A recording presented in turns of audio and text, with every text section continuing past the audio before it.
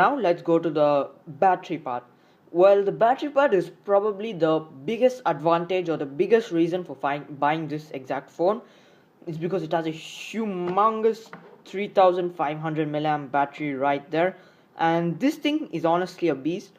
Well, it comes for nearly 2 to 3 days of light usage, and it is amazing, I tell you guys. Even if I play like ages of the game that I was there, the Dr. Parking thingy, it still lasts, and yeah, there have been instances in the past 2 weeks that we haven't charged this phone for 2 to 3 days, and yeah, it did last that long.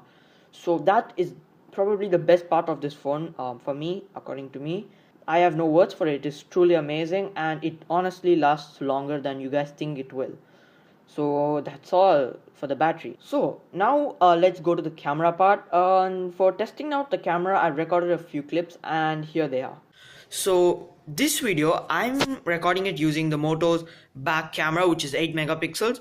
And I'm shocked because its maximum recording quality is only 720 pixels, which is just HD quality and not full HD. It would have been nicer if it had full HD. And minor disadvantage, not actually minor, could be major for few, is that while recording in very dim areas, you kind of don't feel it as smooth as it is recording in a much more brightly lit up area. For example, here you have just a corner of my desk. It's kind of dark actually, and the phone's not recording it that nicely as I would have expected it to record. And and then if you just turn around and we just focus it towards the light, I have a feeling that its recording has got much more smoother. And yeah, and I don't know, I just feel a huge change in quality from comparing this to this corner right here. Well, here you can see it's kind of lagging, rather than there it was very smooth. So here is another place where I'm disappointed. Low light quality. Well, many phones aren't the best in this. Many phones have huge problems only in this area, many phone cameras, sorry. But this phone, no, I'm not so satisfied with this phone's low light quality. This phone doesn't have slow motion, neither does it have the fast motion or the time lapse mod. It only has two mods, actually, not even mods, just you can add on effects, which is kind of weird. At least you should have time lapse mode in a phone, in a decent phone with 8 megapixels. This phone actually lacks out on this feature called as a stabilization. It's actually getting more and more frequent in phones nowadays. It's just that while recording video, it makes your video much more stable. Like for example, while you're walking, it doesn't give you all these bumps and all that. It just makes your video much more clearer. And yeah, this phone doesn't seem to have that. And other than that, during in video focusing, for example, if I focus here, it's actually pretty quick, and yeah, you do get details, but not in a very high quality actually. And zooming is also something which I'm not satisfied with. For example, here if we zoom into this cup, it goes in like a step, it doesn't get in smoothly, or nor does it come out smoothly, which is not good. Actually, I don't feel it's good. Many phones actually do it a lot more smoother, and I feel that yeah, this maybe Motorola could maybe just improve this. So that's all for the back camera's quality. Now let's just go to the front camera's video quality.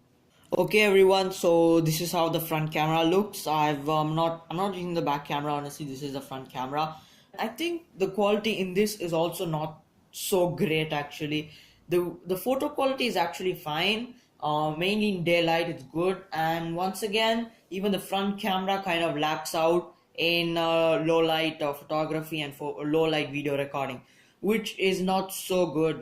Phones nowadays have very good cameras which can record good pictures in low light. Not all phones do, but some phones do have, which is nice, because if you're going out somewhere late and then you want to just take a selfie or something, and what you see is just something like a painting, that's not good.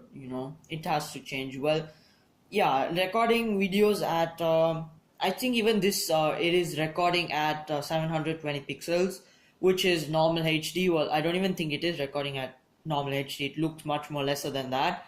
Well, Yeah, when you have sudden movements, there are lags. There are a lot of lags. Other than that, yeah, you can see things. That's all. You can see things which are there. And I'm honestly not satisfied with this camera also. Now, let's just take a look at few pictures taken by this phone. The picture quality in the Moto is also alright. Well, it does have some problems in the dark, like here, and the flash also works fine, like here. And the daylight quality is really good, like this picture here, and yeah, and also this picture. So that's all for the photo quality.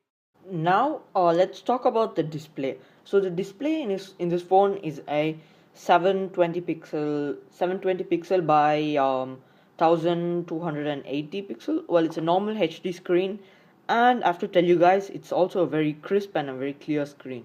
Well, some things are like missing from a full HD thing. Well, it's not perfectly detailed and all that, but still objects are very clear and clarity is also good. Yeah, I think nothing else. Well, the screen also, although it is 5 inches and normal HD, it looks really good, and there are colors are also vibrant, and the screen is also really bright.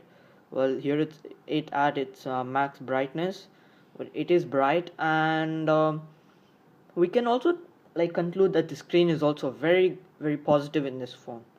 Next, a good thing on this phone and what we will just discuss about is its design itself. So this design is just coming from the Moto's G4, I think G4 Play or G4 Plus.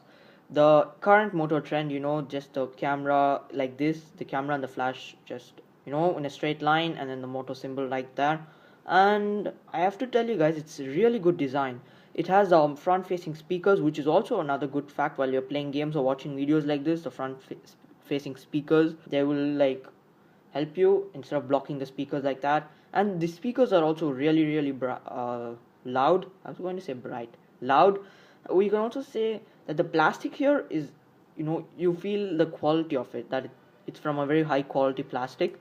And yeah, you don't get any smudges or any fingerprints stuck on this plastic. Well, whereas in the screen, yeah, it's just a fingerprint magnet, and you get tons and tons and tons of fingerprints stuck on the screen, including smudges. Even over here, just by mistake, you just touch the place like that and remove it. It's full of smudges. And other than that, it is comfortable to hold in your hand. Well, in my hand at least, it's comfortable, and I can nearly reach the whole phone. Well, yeah, though my palm is a big one, you can tell. Yeah, it is a big one. It's the phone nearly fits in my palm. I think that's all. The design is also another advantage of this phone. It's simple, and it's very nice. Just sweet and simple. So to end this video, hopefully this review was a good one, and hopefully it also helped you on buying a new phone if you are buying a new one. And just to conclude, overall, we can tell that the good points on this phone are its display, which is a nice one, a nice bright one. Its design itself, it's kind of sleek, quality materials, and a power button where you can feel it. Yeah, it's different from that when you can notice it. And the front facing speakers, obviously, that's a great feature. On the battery, of course, yeah, the battery, what can you tell about it? 3500 milliamp hours, humongous one. It lasts you for a few days, which is really good. And also your pure Android experience. And yeah, Android also, it's best having the pure Android version. So the bad things are, or maybe we can tell the not so good things are, its camera, which is just average quality, though in daylight it's good, and towards dimmer situations it's not so great.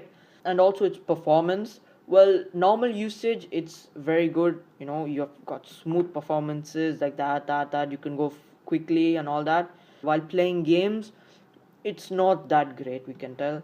That's honestly not that great. So for 7,200 bucks, do I think the phone is worth it? I think it is worth the money. For 7,200 bucks, you guys will be getting a good phone with a very good battery and a good display, whereas you have to just leave out some performance aspect. So overall, we can tell that we can rate this phone out of 5. If you're rating it, we can rate it 3. I think it is fine actually for the money. So thanks a lot for watching this video. Don't forget to like this video, and bye.